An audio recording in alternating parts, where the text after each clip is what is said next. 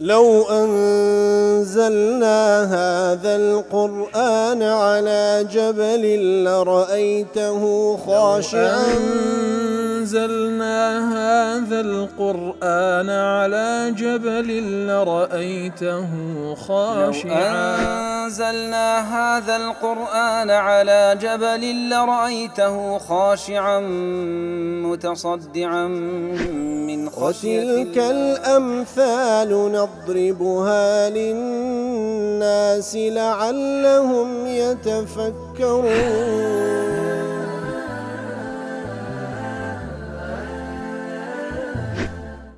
الحمد لله والصلاة والسلام على رسول الله وعلى آله وصحبه ومن والاه.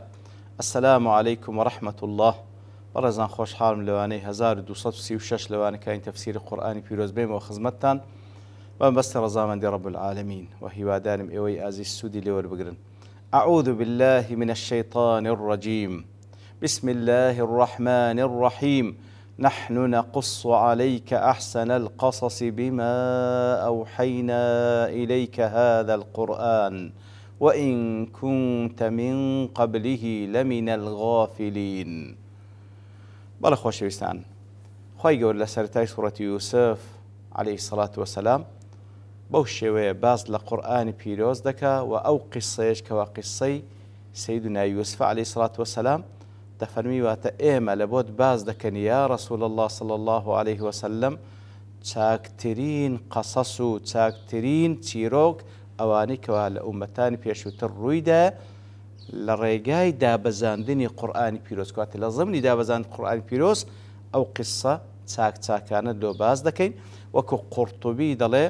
أحسن القصص الحسن يعود إلى القصص لا إلى القصة يقال فلان حسن الاقتصاص للحديث أي جيد السياقة له. كواتا دفرمي أحسن القصص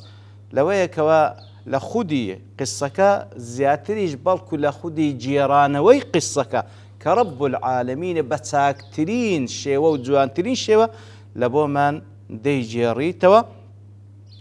ابن تيمية رحمة الله عليه المقصود هنا أن قول أحسن القصص قد يكون إنه مصدر. أحسن القصص مصدر يأخذ هندك ضل مفعول به ضل هردو قولش توكري يكترين بلام رأي راس دروسك أويك وقصص مفعول به فقوله أحسن القصص كقوله نخبرك أحسن الخبر وننبئك أحسن النبأ. كواتا بيدر هذا جينين يا رسول الله تاكترين خبر بيدر هذا جينين تاكترين خبر وتاكترين قصة لابد باز دكين. وهروها هل مجموعة فتاوى ضلع المراد الكلام الذي هو أحسن القصص كواتا ما بستكاوي أو قصي كوات ساكترين قصصا وهو عام في كل ما قصه الله. كواتا ضلع همو أوشتاني كخواي يقولوا من باسكر وهمو يدقريتو أحسن القصص نكتنها أوي كوالا سورة يوسف باسكرا لبروي تكودا فرمي أوحينا إليك هذا القرآن نافرمي لو سورة بوي كوالا قرآن بيروز لوت من باسكرا وأنا همي أحسن القصص سبحان الله. فسواء كان أحسن القصص مصدرا أو مفعولا أو جامعا للأمرين كاتبهود معنى أجر تسب لين مصدر يعني مفعولة واتهموا قصص كان القرآن بازدك فهو يدل على أن القرآن وما في القرآن من القصص أحسن من غيره. كواتا أويك والقرآن أويك بتابت لقصصات تساكترين قصصا كأخواي جورا سبحانه وتعالى باسي كرديو هروكو قرآن بيروزيش بقشتي أحسن الحديث تساكترين فرمودية وقصص كان شيء أحسن القصص بهمو أويك القرآن بيروز بقشتي كباس كراينا. وهروا ضل روى ابن أبي حاتم عن قتادة نحن نقص عليك أحسن القصص قال من الكتب الماضية وأمور الله السالفة في الأمم. كواتا باشترين قصص لو باز دكين أوانيك ولا كتب كان بيشتري هاتيو وهو أويك خوايق ولا أورو داوانيك بسر ومتكان بيشوتري هنايا لو قرآن لو باز دكين. وهذا يدل على أن أحسن القصص يعم هذا كله كواتا همو قرآن دقريتوا بل لفظ القصص يتناول ما قصه الأنبياء من آيات الله غير أخبار الأمم. کەواتە قەسەس دەڵێ هەموو ئەو شتانێکەوە پێغەمبەران باسییان کردێ لە ئاەتەکانی خوای گەورە غەیری ئەوەی کەوا خودی قسەکانە وەک خوای گەورە دەفەرمێ ئەلەم یەئتیکم ڕوسل منکم یەقصون عەلەیکم ئایاتی کەواتە هەموو ئاەتەکانیش خوای گەورە عین لەفظی قسەی بەکارهێنا چونکە قسە تەتەبع الئەثەرە کەواتە ئەو ئاەتانی کەوا لە دوای یەک دێن هەمووی بەڵگەن لەسەر ئەو حقەتەی کە خوای گەورە لەسەر زمانی پێغەمبەران باسی کردێ وەکو دەفەرمی پێغەمبەران نەهاتن تاوەکو ئاەتەکان لە دوای یەکتر لە بۆتان باز بکەن ئیتر بەڕاستی قورئانی پیرۆز هەمووی ئەحسن القەسەس و ئەحسن الحەدیثە کە خوای گەورە باس کردیە نەوەک تەنها ئەو وەسفە تایبەت بی بە سوورەتی یوسف. دیسانش تأكيد دكاتو دلي ليس المراد بقول أحسن القصص قصة يوسف وحدها بل هي مما قصه الله همو أوشتاني كخواي قول سبحانه وتعالى همو أو قصاني كباسكر أحسن القصص. عبد الرحمن بن ناصر السعدي دلي خواي قول سبحانه وتعالى ليرى باز لك بويكوا يقص على رسولي أحسن القصص في هذا الكتاب وتخواي قول لو كتاب دا لقرآن بيروست ساكترين قصص باز دكاتا لبو پیغمبرك صلى الله عليه وسلم طبعا لبو إيمان دارانيش كاتك دفر نحن نقص عليك أحسن القصص بما أوحينا إليك هذا القرآن باشان ذكر هذه القصة وبسطها كوات الدواء وكفرموي إما باشترين قصص لو باز دكين أو زابتايبتيش باسي لو قصة يكركوا قصة سيدنا يوسف عليه الصلاة والسلام وذكر ما جرى فيها يترباس لويدك كواتي بسر هذا يوسف عليه الصلاة والسلام فعلم بذلك أنها قصة تامة كاملة حسنة كواتا مادام فرمي أحسن القصص لو بازكين باشان هات باسي أو قصة يكر كواتا أو قصة قصة سيروكي چي تيرو تواوى قصة چي زور كامل ريكو بيكا فمن أراد أن يكملها أو يحسنها بما يذكر في الإسرائيليات التي لا يعرف لها سند ولا ناقل وأغلبها كذب كاتوا أخوي جور فرموتي وتساكرين قصة لود باز دكين يتربون دي دلي دانك وكلا قرآن بيروز باز كرا بيتن بتسي لولا لإسرائيليات شد بيني كوادر زور بيان سنة دينية ديارنية شيء نقلي كرديا بلكو زور بي درويا كاتك كواخوي جور فرم أحسن القصص جوانتريني أو قصة لو من باز دكات أو كبيوستا باسي دكا إنزا كسيك بيت دلي بوي أو نخواتو بتشتنهاش لإسرائيليات بقرة كواهيد سنة دينية زور بي درويا بوكارك أو ديكا فهو مستدرك على الله ديوي استدراك وكبلي شد زياد بكا لا أويك وأخوي جور باسي كرديا ومكمل لشيء يزعم أنه ناقص وكأنما أو ديوي أو شتيك أخوي جور باسي كرديا ناقصة بخوي دي توايب كاتن وحسبك بأمر ينتهي إلى هذا الحد قبحا كسك كأخوي جور فرميتو تساكترين قصة بون دي دلي أو نخواته بسي لدو إسرائيليات بقر وكأنما نقصاني تدا أو بيوي توايب كاتن براستي وكارشي زور قباحة ناشرين فإن تضاعيف هذه السورة قد ملئت في كثير من التفاسير من الأكاذيب والأمور الشنيعة المناقضة لما قص الله تعالى بشيء كثير كواتب راست مشاكل لتفسير كان كاتكواتين تفسير أو سورة هذا كان ضل زور شتي دا كوكو ضل أكاذيب دروي أصلا كوا فعلا تيك ناكاتو لقال أو قصي كوا خواي جورا سبحانه وتعالى باسي كرديا فعلى العبد أن يفهم عن الله ما قصه ويدع ما سوى ذلك ليه بيست بنده سنوري خوي باريزي او اندي خوي جورا باس كده او هندي باز بكا وتي بقى واز لغير او يبينك ولا اسرائيليات باس كده كواهيد سند ديارني مما ليس عن النبي صلى الله عليه وسلم ينقل او شتاني كوا لبيغمبر نقل ناكري عليه الصلاه والسلام بلكو كوتمان اسرائيليات وان كنت من قبله لمن الغافلين كوات ايما تاكترين قصص اللوباز لكن لو قران اجرتي والشان انك كنت لكاتك داك أتو يا رسول الله من قبل أن نوحي إليك هذا القرآن لبيش أويك القرآن لبو وحبكين لبيش أوى من جملة قومك الذين لا علم لهم بما في القرآن كواتا لبيش أوي القرآن لبو وحبكين أتوش لريزي قومك خود بي كوان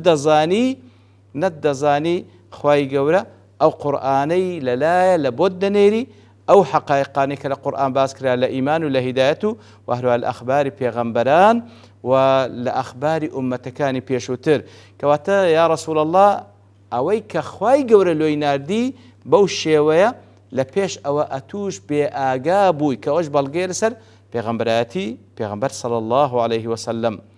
إذا لا تواتر دفرم إذ قال يوسف لأبيه يا أبت إني رأيت 11 كوكبا والشمس والقمر رأيتهم لي ساجدين. بەڵێ ئینجا بەوەی دەست پێ دەکا کاتێکەوە یوسف عەلەیهی سڵاو وسەلام خەونێک دەبینی و بە بابی دەڵێ و لۆی دەجێڕیتەوە ئەی بابی خۆشەویستم ئەمن لە خەوندا بینیم 11 كوكبا 11 كوكب و ئەستێرەم بینی و مانگ و ڕۆژم بینی کەوا سوزدەیان لۆ من دەبرد.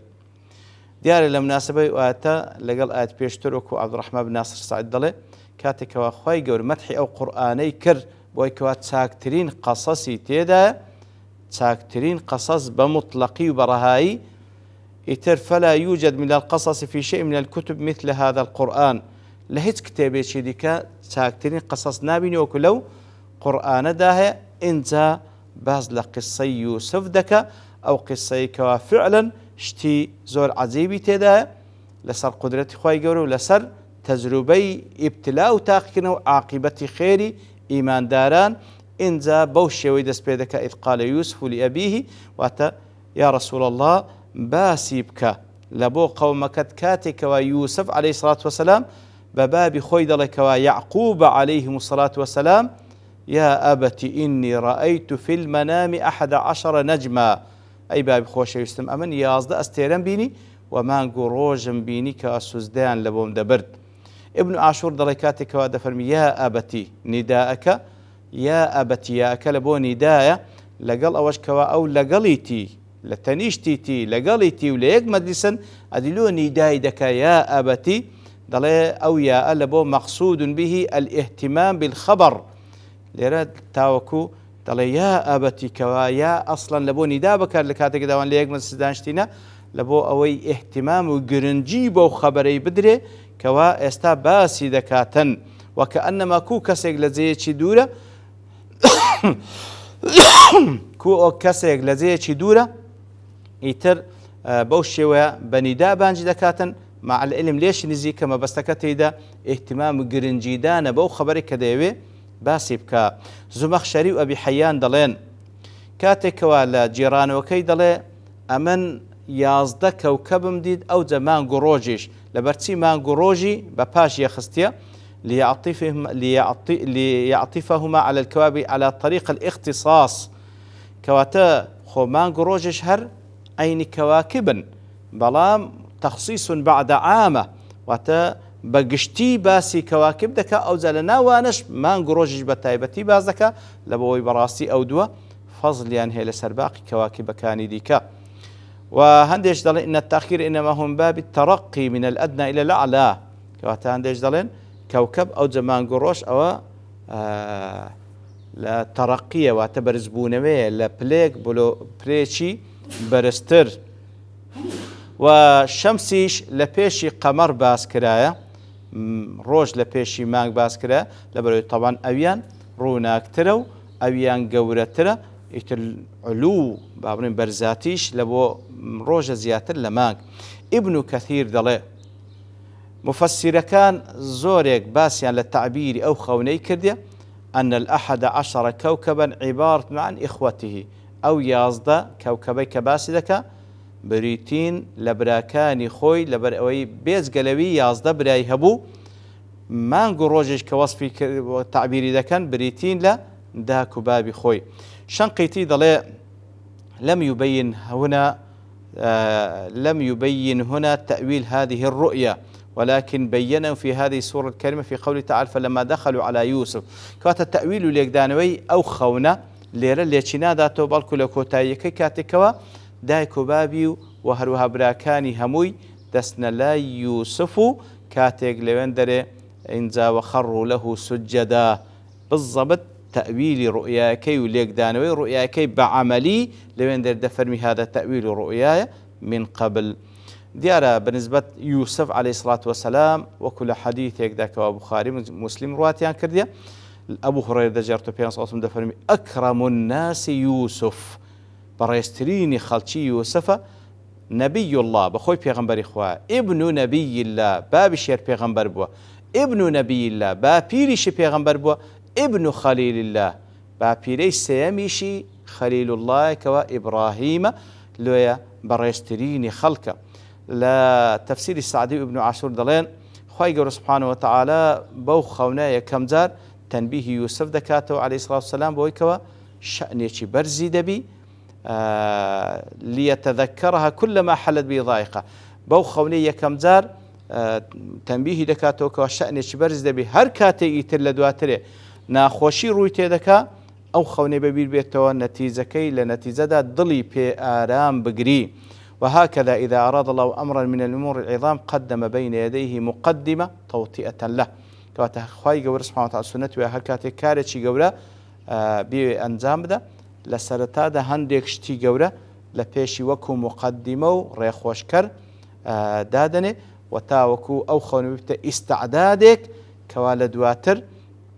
چەند مەشەقەتێکی بەسەر دێ ئینجا تەمکین دەبی بەو خەونە تەثبیت دەبی و خۆڕاگر دەبی چکە دەزانی عاقبەتەکەی ئەوەیە کەوا لە دنیا و لە قیامەت پێبەرز دەبیتەوە. وإنما أخبر يوسف عليه السلام أباه بهذه الرؤيا كاتكوا يوسف عليه الصلاة والسلام خبر دەداتە بابی بەو خەونەی کە دەیتیتی لأنه علم بإلهام أو بتعليم سابق من أبيه أن للرؤيا تعبيرا. كواتا يوسف لو كاتك أو خونا دبيني ببابي دلي لبروي لواني بابي فيري كردبي ياخد خواي قول خستيتنا ودلي همو خونيك ليك دانوي هي يتر لوي دجارتو وهروا أو خونش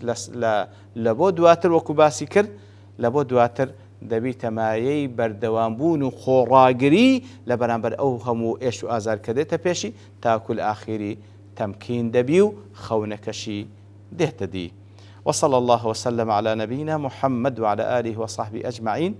وآخر دعوانا الحمد لله رب العالمين. لو أنزلنا هذا القرآن على جبل لرأيته خاشعا أنزلنا هذا القرآن على جبل لرأيته خاشعا أنزلنا هذا القرآن على جبل لرأيته خاشعا متصدعا